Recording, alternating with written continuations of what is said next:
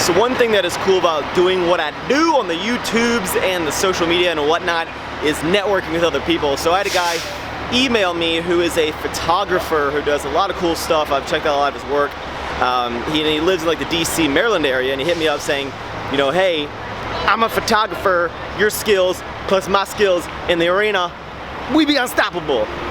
That's a Nacho Libre quote, but anyway, he hit me up, and basically I think we're going to talk about maybe him doing some photography for me, for like maybe promoting Ever Forward or doing some cool gym shots or just getting some good quality photographs, and in return, you know, I can help plug his photography business. People say, hey Max, photo's really cool, where'd you get that photo taken?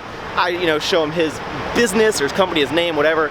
So it's cool to kind of help everyone. You know, you got a skill, someone else has a skill, you combine skills, and it's the best. So I'm gonna go meet him at Chipotle right now, and then I'll talk to you afterwards about how it went. All right, so that went extremely well. Very, very cool guy. We are gonna set some stuff up in the next couple weeks, so be on the lookout for that.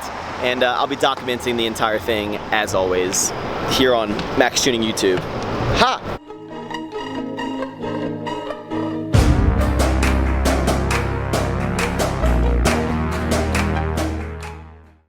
Do you ever look at things like you're in Final Destination? So like this beam in the back, like if I crashed into it, that would literally chop off my head.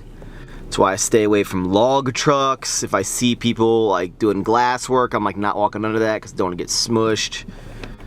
I still ride roller coasters though.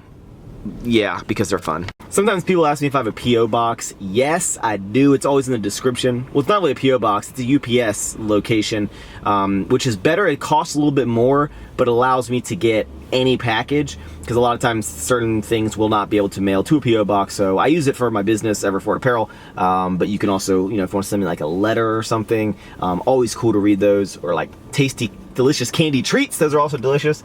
But I check it like once a week, so I'm gonna go in and grab whatever packages are in there.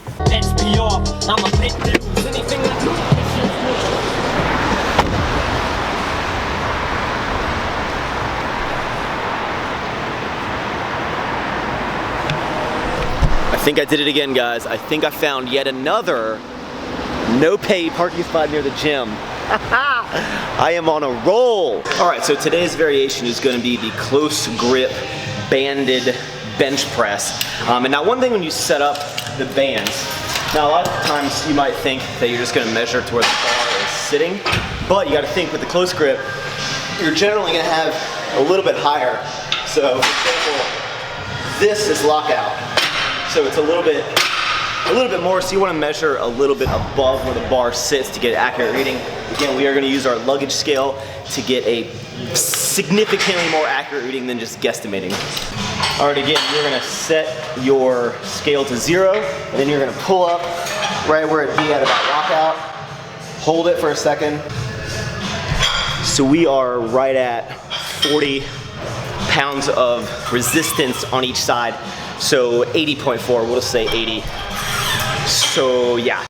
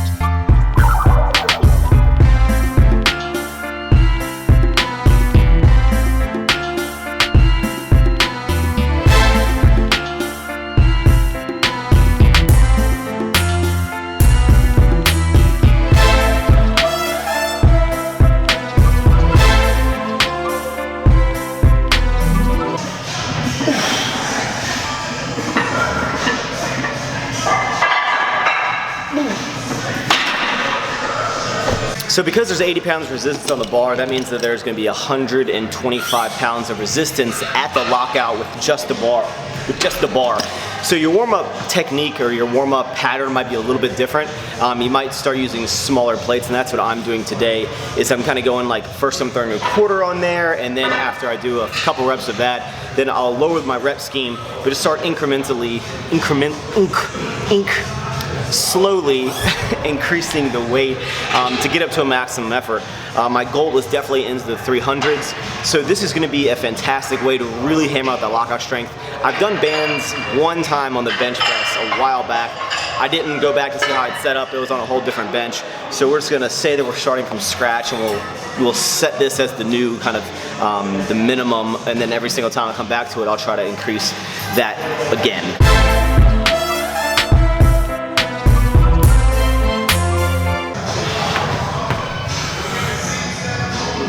1, 2, 3.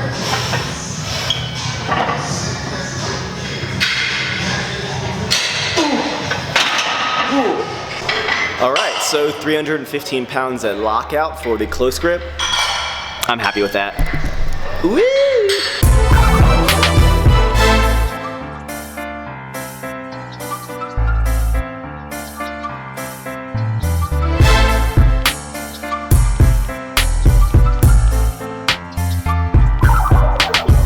So normally after the 80% of the maximum effort, you would always go into a barbell movement.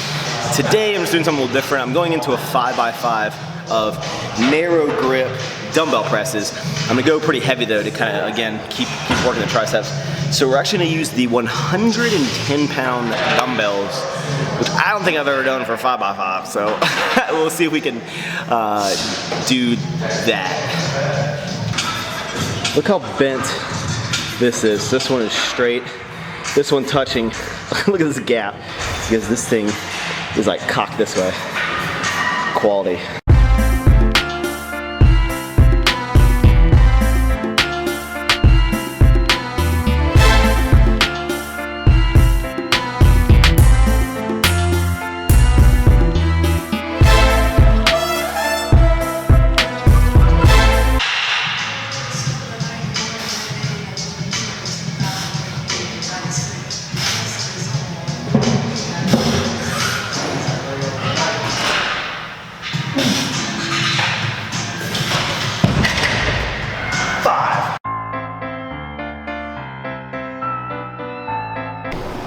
So sometimes I'll get tagged on Instagram. It'll be pictures of, like, especially if it's another YouTuber, right? And let's say they have a picture of them in like some chinos and like a tucked in button down, or like a picture of like a watch, or like, you know, fancy shoes or whatever, and people will tag me in it and be like, wow, this guy's trying to copy maxxchewning, this guy's trying to be like maxxchewning, how dare he, right? And I think it's ridiculous, and I laugh at it, because if for any reason that person got something from me, I think that's fantastic. I think it's great, because they're probably like, hey, they look at something that I'm doing and they're like, hey, I like that, I want to add that to improve my life, to improve what I'm doing, you know, in style, whatever. And I think that's great. I'm all for that. Even technology, everyone always overthinks everything. I mean, you look at these little point and shoot, right? I've seen, everyone has these, and I've seen a lot of people use like Gorilla Pods, and I've seen them used like for years, because it's like a little selfie stick. It's, you know, you don't cover the mic, it's a little higher up. And I've been using a DSLR to vlog forever, and a wide angle lens and a microphone for a long time, right? But I got this because carrying the DSLR was inconvenient. It was like hard to carry, right? So then I see Casey Neistat put the Gorilla Pod that people have already been using on this, and he puts it on the exact rig that I've already been using. I'm like, wow, that's convenient. But because one person does it, a lot of people act like no one else can do it. And that's like absolutely ridiculous. So I don't know, it always makes me laugh whenever I see people like saying like, how dare you put the tripod on your DSLR? I'm like, okay. Everyone should be using this setup. Like, this is a great setup. If you're already using the DSLR, put the Gorilla Pod on it. It's very convenient to hold. It's a tripod everywhere. It's a great piece of, you know, whatever, metal and stuff. It makes me laugh. I don't know. I'm going to the gym though, and I'm not going to film. So yeah, I'll see you there. I won't see you there. I'll see you later. So at the grocery store, just picking up a few things, some spinach, pretzels, citrus body wash so I can smell delicious, bananas, bagels, buy one going free, Granny Smith apples because delicious, some fluoride Listerine, and I'm getting some almond milk. And I'm not a huge fan of almond milk, but one thing that I'm trying to do is have like better skin, and I've heard that if you cut out some of your dairy, it might help. So I'm gonna try maybe for like a month or two not using milk and using almond milk instead. Some people are like #blessed with great skin genetics. Like they never break out. You could put doo-doo on your face and for like a week, and then you wash it off and you won't have a pimple or anything. But I don't have like super bad skin, but I definitely like to do anything I can to help it out. Sometimes you're just dealt bad cards. So you want to do everything you can to have good skin. I try to. So I'm gonna try the almond milk thing, even though I love milk. So I'll let you know how it goes. Yeah, that's it. Also, this is what I use for my hair. People ask me, mat separation, bedhead. It's like $16 here. I get it for like 11 or 12 on the Amazon machine. I also use the tea tree shampoo, the shampoo and the conditioner. I have like the gigantic squirt tubs that I bought off Amazon as well. Which apparently on the back of these, it says if you don't buy it at like a salon or something, it could be fake. It's weird that they would say that. Apparently it's a high thing to like fraud or something, but is the tea tree really worth it? It's pretty expensive and it smells nice and it sometimes tingles my head, but is it like actually better? I don't know. I never know what to buy on like certain products. I just like go for whatever people tell me to buy. I know some of you are probably like, well, Max, I know something else that might help with your skin is maybe just like stop eating candy. All right, what is going on? I thought I would include a what's in my gym bag. Now, I used to do like entire videos back in the day on this, and I feel like that's got wasted video to do like a whole video on just what's in my bag. So I'm gonna very briefly just go over everything that I have of gym equipment. Ooh, this is included too. First thing is my Umoro water bottle. Love this thing, even though I've lost a bunch of them. So I use a Under Armour gym bag. It is nothing special. It's kind of like one of those things that's like, it's okay and it does its job, but it's not like impressive. You're like, I'm not overly satisfied with it. It just is like, it's an okay gym bag. So first of all, we have my main tripod. I carry this little Joby GorillaPod because it's really convenient to hold the DSLR. If I use this to vlog, sometimes using a little camera, but this is my main Manfrotto tripod that I've had for a long time, so I really, really like this. We have deadlift shoes, Chucks. We have Addy Powers. We have my favorite gym accessory, and this is my Enzer lever belt, 10mm, best thing ever. You got a bench block for benching. This is new, actually Mark Bell over at howmuchbench.net and Silent Mike. These are the strong knee sleeves, which is the same company that makes the Slingshot. And I used them tonight and they're good, they're kind of tight. I guess I've never used SBD before, but I think like they were a little hard to get on my legs, and it was like I didn't like how I had to sit there and like work to get these things on. So that's like the one downfall that I personally think. I'm gonna try them out again. Maybe it takes a little bit of adjusting. I don't know. I'm gonna try that again, but they were good. I got my Slingshot, which is this is the company that makes them. Howmuchbench.net Slingshot. I use a large. We have my bands. These are my Elite FTS mini bands. I have I think these are called I don't know what these are. These are just the orange bands if I want to do like reverse stuff. So like reverse banded stuff. We have my luggage scale for measuring. This is my wireless Bluetooth adapter, OT adapter, really like this, whenever I remember to charge it. I have my multi-purpose Slingshot wrist wraps from Slingshot, howmuchbench.net. Love these things. Love these multi-purpose bad boys. Love them. We have my Ray-Ban elbow sleeve. Really, really like this. We have well, here's one, but I have the Ray-Ban knee sleeves. These are the new ones they just sent me. I actually really, really like these. These are a little tighter, but they're easier to get on than the other ones, than the strong knee sleeves.